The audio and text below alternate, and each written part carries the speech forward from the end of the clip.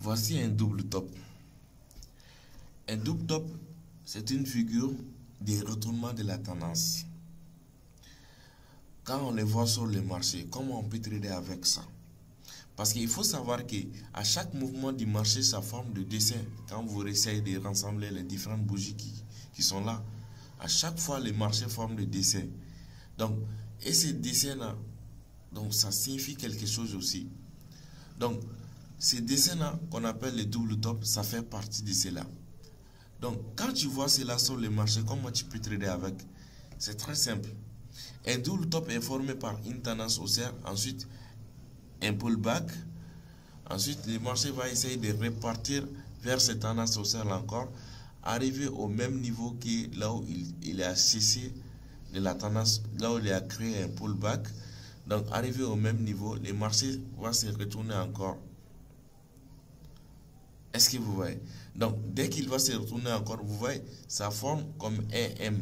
Vous voyez, les marchés en train de former, c'est ça qu'on appelle un double top. C'est comme M. Les marchés si les marchés forment cela, il faut savoir que là où la première tendance haussière s'est arrêtée, et puis il a fait un retracement ici, ensuite il s'est remonté encore, ensuite un autre retracement encore. Donc vous voyez que le marché a formé un double top comme un M.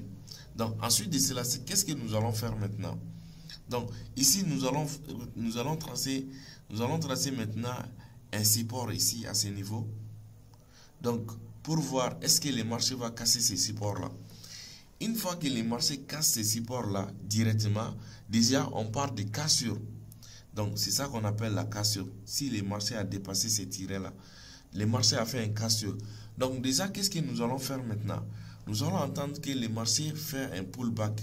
Parce que en trading, il est conseillé de ne pas rentrer en cassure. D'attendre toujours un pullback. Un pullback, ça veut dire quoi? Si le marché a fait un cassure, le marché va faire un petit retracement encore et suivre la direction qu'il doit suivre. Donc, avec un double top, qu'est-ce que le marché doit faire? Avec un double top, si le marché casse ces supports-là, donc il va forcément descendre. Donc, en ce moment, on aura une tendance baissière. Donc, à ce moment, on aura une tendance baissière. Si un double top se forme dans les marchés, donc ça veut dire que le marché doit entamer une tendance baissière. Mais nous, on ne va pas rentrer directement comme ça. Donc, on attend que le marché fait un cassure à ce niveau. En plus de cela, on attend un pullback pour pouvoir rentrer. Parce que quand tu rentres à un cassure, donc vous allez voir que le pullback peut être très violent. Ça peut venir jusqu'à là et retourner encore. C'est pour cela qu'on ne rentre pas avec la cassure. On attend toujours un pullback. Tu vois. Avec ce genre de trucs là, comment on peut trader?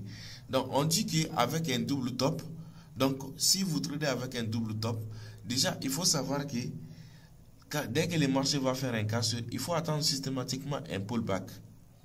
Il faut attendre que le marché fait un retracement, ensuite de rentrer. Même si le marché fait un pullback, il ne faut pas rentrer sur la ligne. Il faut attendre justement que ça dépasse un peu la ligne et rentrer par là. Tu peux rentrer par là. Par exemple, si la ligne se trouve à 1800, il ne faut pas rentrer à 1800. Il faut attendre que ça descende jusqu'à 1799 pour pouvoir rentrer. Donc, avec ces figures-là, donc le marché va faire une tendance baissière. Pour trader avec une tendance baissière, on doit faire ce qu'on appelle sell. Sell, ça veut dire vendre. Ok? Donc, ensuite de cela, comment on peut mesurer l'objectif? L'objectif sera mesuré en fonction de la longueur de quitter de la ligne jusqu'à la longueur de la figure qui est là. Vous voyez? Là où vous voyez les lignes rouges là. Donc, on mesure cela. Donc, si ça nous donne n'importe quel pips, c'est ce qu'on va chercher ici. Si ça nous donne 10 pips, c'est 10 pips qu'on va chercher là. Si ça nous donne 100 pips, c'est 100 pips qu'on va chercher là comme objectif. Mais il faut savoir que, donc, si on cherche l'objectif, ça veut dire que les TP doivent être là, là où la ligne s'arrête. Donc, si la TP doit être là, il ne faut pas placer les TP sur le point directement. Donc, il faut faire monter un peu les TP. Parce que souvent, les marchés peuvent venir de là et faire un demi-tour avant que ça touche votre TP. Donc, si vous voyez ce genre de trucs-là, il ne faut pas placer les TP directement au point T. Il faut faire monter un peu les TP, donc, pour que les TP puissent être touchés de façon tranquille. Ensuite, quand vous tradez avec un double top aussi, donc les SL qu'on appelle les stop loss devraient être placés donc à la moitié de la figure. À la moitié de la figure. Par exemple, si cette figure-là nous donne 10, donc le stop loss devrait être placé à la moitié, à 5. Ok? Donc c'est comme ça qu'on peut trader avec un double top. Donc après double top, ce que nous allons voir, c'est l'inverse de double top qu'on appelle un double bottom. Donc en attendant, voici un exemple en bas de double top sur un chandelier japonais. Voici, on avait une tendance haussière, le marché est arrivé ici à ce niveau. Il avait les capacités de passer cela, il a fait un retracement. Ensuite de cela, le marché a fait un essai de continuer. Arrivé au même niveau, il avait l'incapacité de dépasser cela encore. Ensuite, il a formé un double top directement et puis il a fait un cassure à ce niveau. Donc, dès que le marché a fait un cassure, donc on attend juste un pullback. Voici, le marché a fait un pullback directement ici. Donc, à son retour, c'est ce qu'on voit. C'est à ce moment qu'on rentre. Par exemple, si la ligne se trouve à 1800, donc quand le marché va venir à 1799, on rentre là et puis on fixe notre objectif en fonction de la longueur de cette figure-là, en fonction de la longueur de ces figures-là. Donc ensuite, on va chercher, si ça nous donne 10, c'est 10 qu'on va chercher ici. Mais si on cherche 10, à ce moment, le TP doit être là, le take profit doit être là. Il ne faut pas placer le take profit à ce niveau. Il faut juste déplacer, si le take profit doit donner, par exemple, 1790, on déplace le take profit à 1791. Donc, parce que souvent, les marchés peuvent venir jusqu'au niveau des TP, mais ça ne touche pas, il recule encore. Donc, pour ne pas tomber dans cette pièce-là, il faut juste déplacer votre TP un peu. Et puis, on dit que les SL doivent être placés juste à la moitié de la figure, de cette figure-là. Donc, si ça donne 10, donc vous allez placer les TP à la moitié, les SL à la moitié. Ok?